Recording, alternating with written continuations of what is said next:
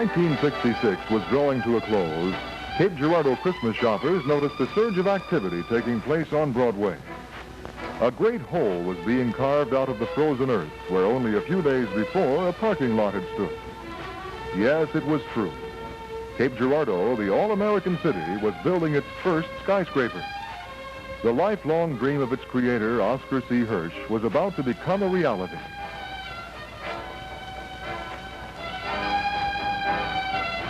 The new year had hardly begun when these hardy builders suddenly had their hands full of Old Man Winter. A sudden snowstorm caught them pouring the first floor walls of the giant new structure. The old adage about changing horses in the middle of the stream goes for concrete, too. Once the pouring started, it could not stop until the job was complete.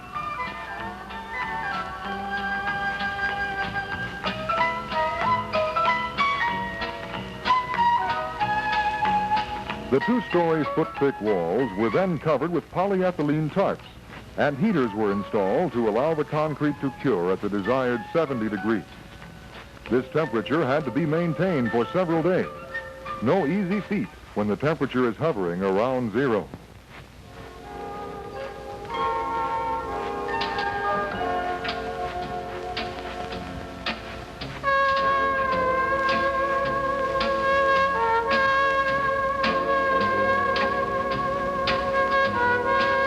All work came to a halt as the frigid temperatures persisted.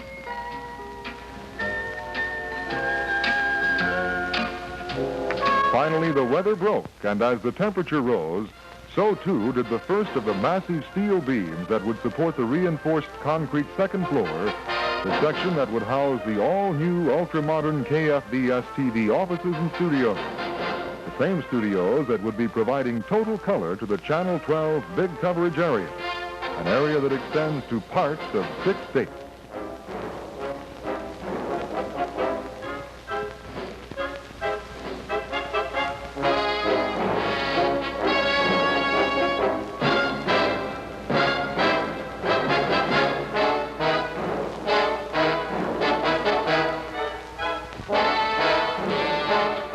As more earth was removed in preparation for the first floor's coat of steel and concrete, the remaining walls of the studio began to take shape.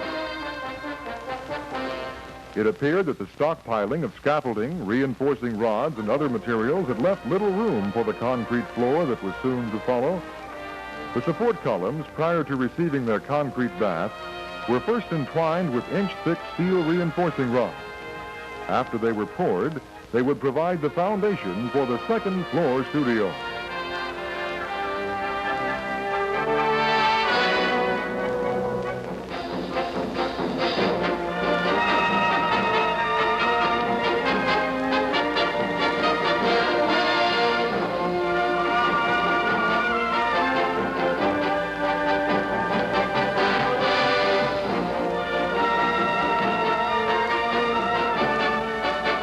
Cape ready-mix trucks busily kept pace with the crews as the workers seemed to quicken their pace with the influx of lovely spring weather.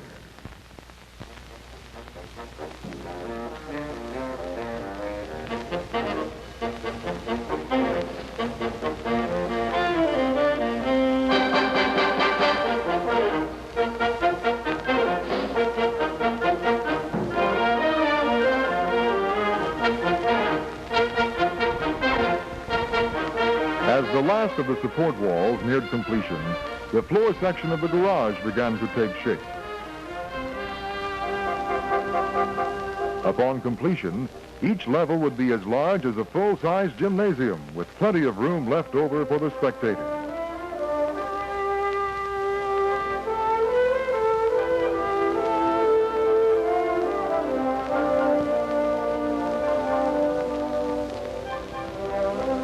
In a near photo finish, the finishing work for the garage floor and the second floor support walls was completed almost simultaneously.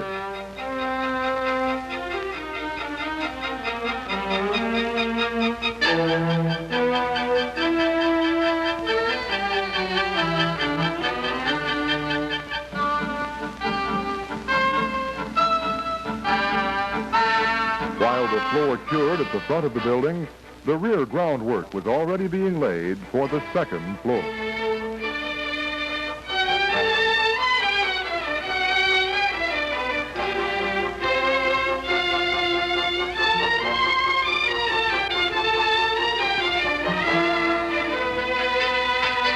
No sooner had the floor completely cured than workmen quickly began assembling the scaffolding and forms that would be the offices and studios of KFVS television.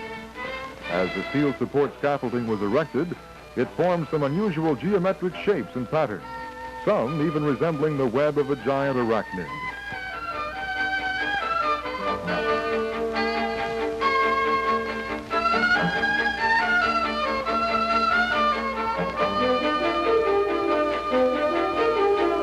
Within a few days, this steel web was completely enclosed in a sturdy plywood cocoon, which formed the base for the concrete forms to follow.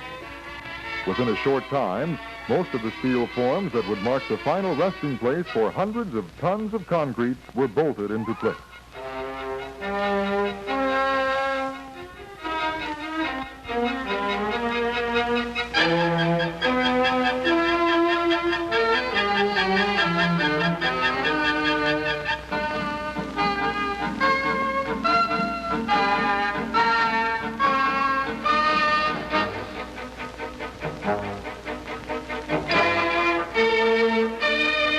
While most of the activity had been taking place in the studio complex, the tower section itself was beginning to take shape.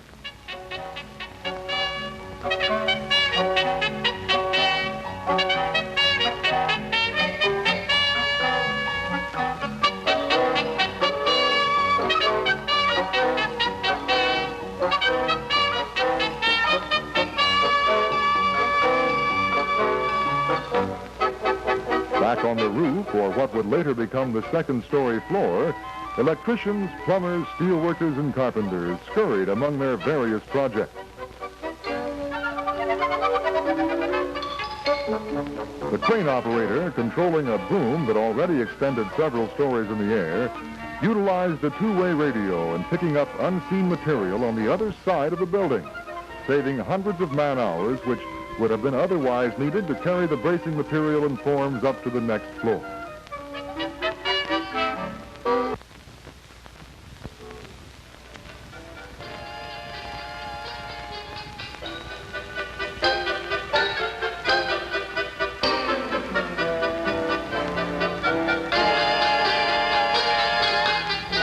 An additional crane was pressed into service to raise the wall panels which were precast by Pencil Construction Company on the site. These huge panels, weighing over 10 tons each, were precast from crushed Colorado milk white quartz, a beautiful and very durable building material. After casting, they were first placed on storage racks and then tilted to a vertical position where the forms were removed and the surface cleaned.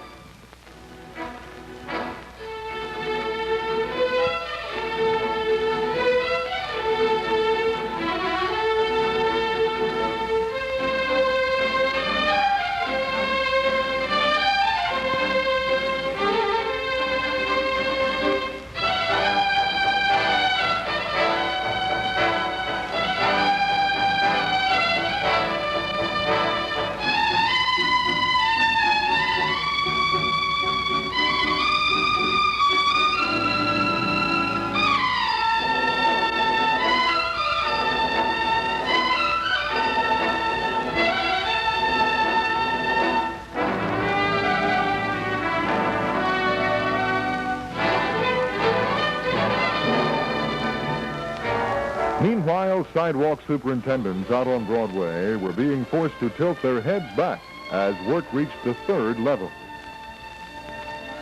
The focus of attention was now on the office tower itself.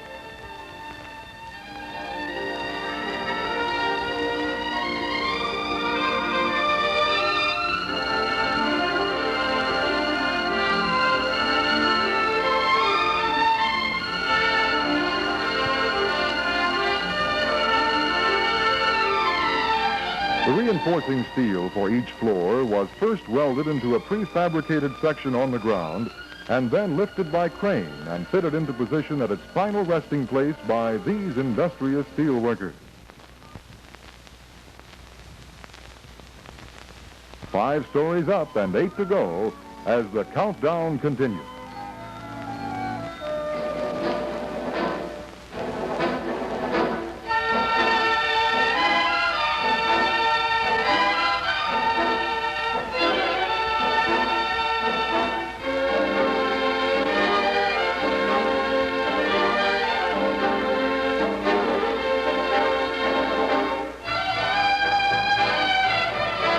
At the same time, on the other end of the building, the sandblasters had begun the job of matching the surface of the concrete to that of the Colorado quartz wall panel.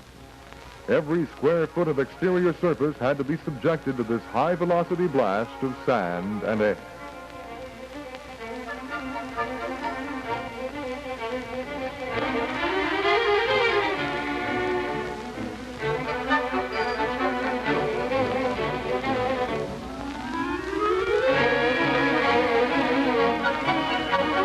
Whether bending over an air nozzle or an acetylene torch, it's all in a day's work, and the building goes up a little bit higher.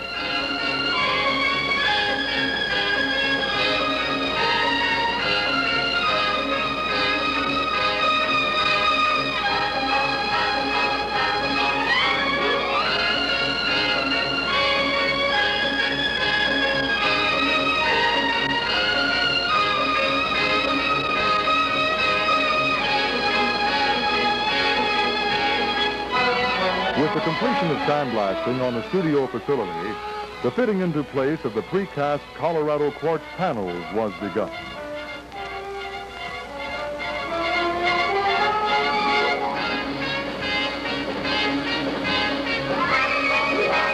Each panel is 10 feet wide and 22 feet high, weighing approximately 10 tons, and it took skillful crane handling to maneuver one into position.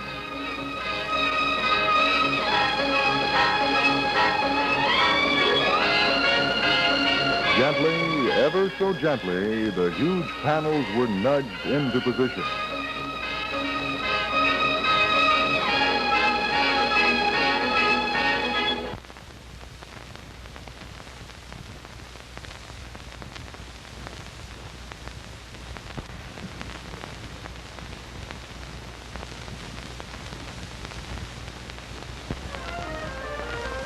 Not to be outdone, the tower workers were busily putting the finishing touches on the 7th floor.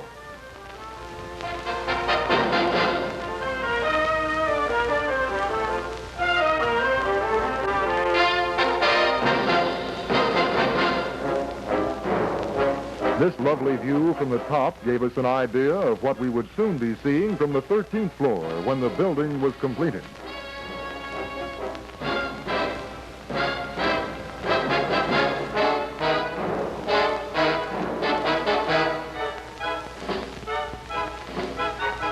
With the hint of fall in the air, the tempo of the workers seemed to increase. All of the beautiful quartz panels were now in place on the front and sides of the building, and the giant crane had been fitted with its final section, extending its total boom length to 210 feet, over 13 stories above the ground.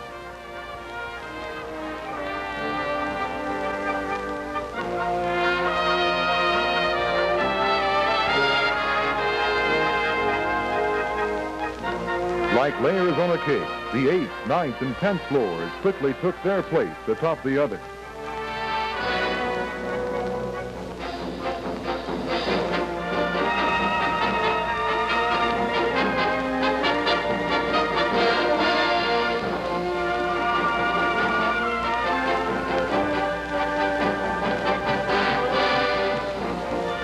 These beautiful quartz mullions added a bit of frosting to the cake, since they not only strengthen the tower section, but keep the lines of the building clean and vertical. An electric tension was in the air as word went out that the last prefabricated floor section was being prepared for its one-way trip.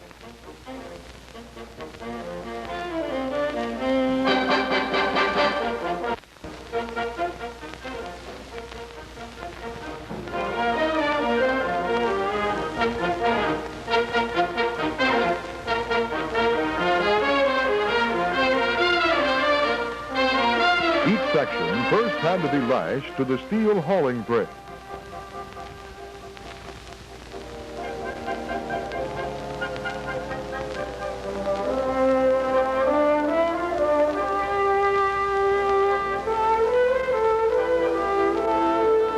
Shortly afterwards, the long trip began.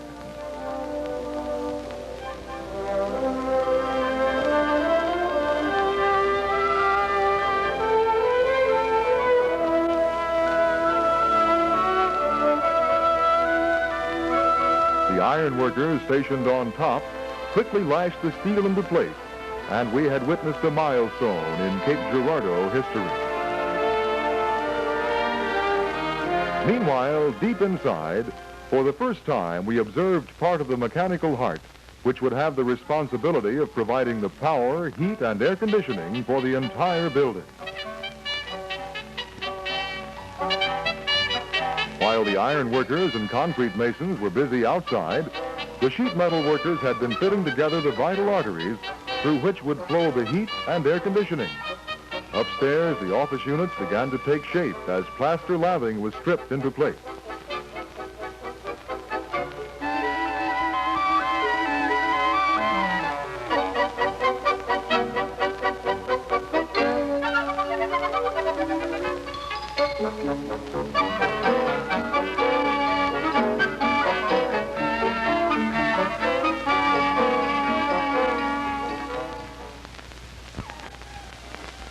A momentous occasion. At long last, the frosting was added to our 13-layer cake, the pouring of the roof slab for the top floor.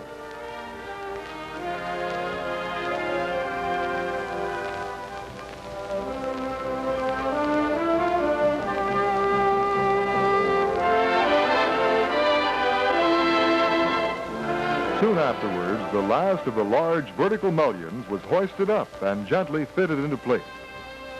2 tons of gleaming white Colorado quartz, handled by our crane operator like a dentist capping a tooth. Each of these vertical slabs was first bolted into position, then aligned and finally welded to add strength as well as beauty to the office tower.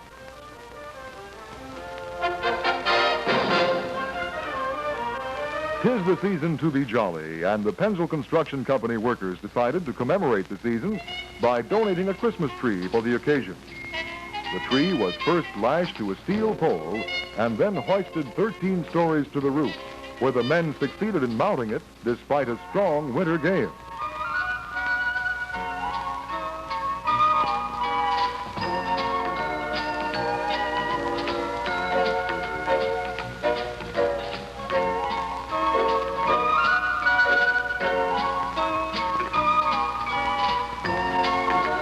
The management and staff of KFVS-TV joined the celebration by sending holiday greetings to all of its viewers in the 6-state area. Don McNeely, KFVS-TV program director, first introduced Mr. Fred Nager, project supervisor for the Penzel Construction Company. Later, several other Penzel employees were introduced, as well as some of the major suppliers. Mr. Oscar C. Hirsch, the man who made it all possible, joined the others in sending Christmas greetings to all.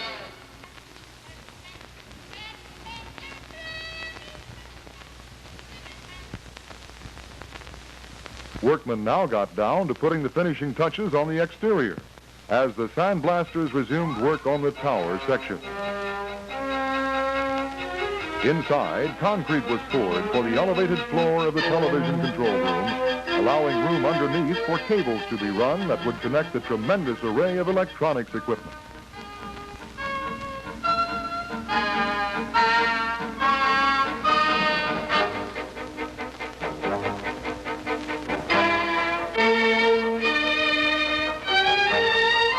Outside, the finishing touches were added to the concrete and brick entrance area, where a large circular planter would adorn the brick patio.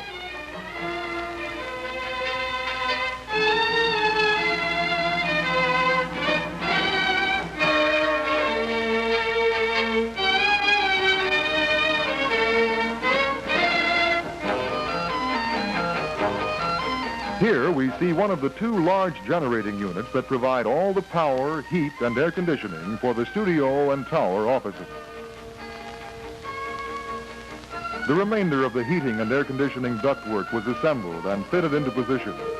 The diameter of the pipes gives us an idea of the tremendous amount of hot and cold air that must be forced through these ducts in order to heat and cool the building.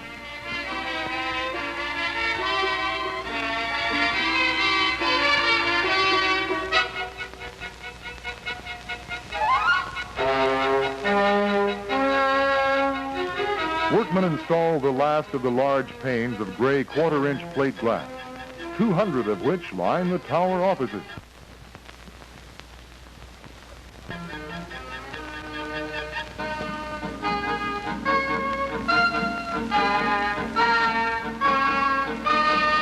At last, the dream has indeed become a reality, and the proud citizens of this all-American city can be equally proud of Cape Girardeau's first skyscraper.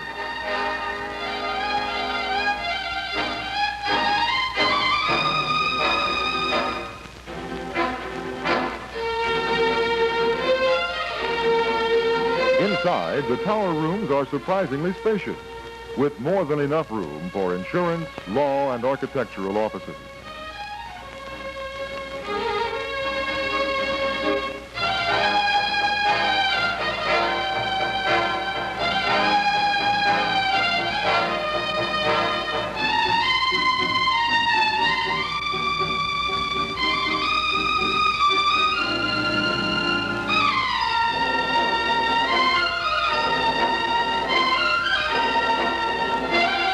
This lovely staircase leads from the first to the second floor lobby with access to the TV studios and the elevator.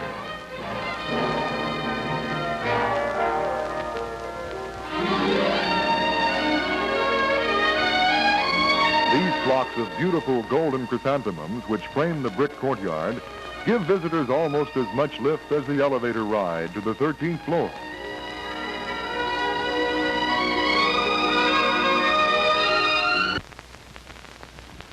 At night, the soft light radiating from the Colorado quartz panels contrasts sharply with the bright fluorescence illuminating the tower offices, a brilliant white beacon which can be seen for miles.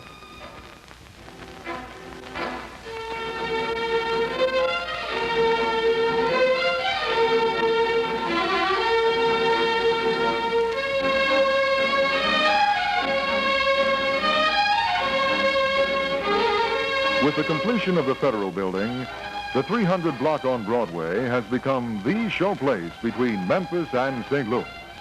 But more than that, these magnificent buildings have become a symbol of the faith that Cape Girardeau business leaders have in their community's future. As we stand on the 13th floor and look west on Broadway, the city unrolls before our eyes.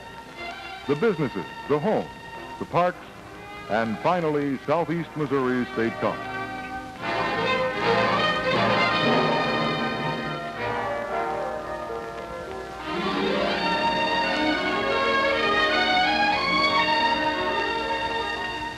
Yes, we are proud of Cape Girardeau because it is indeed an all-American city. A city for whose heritage we give thanks and in whose future we believe.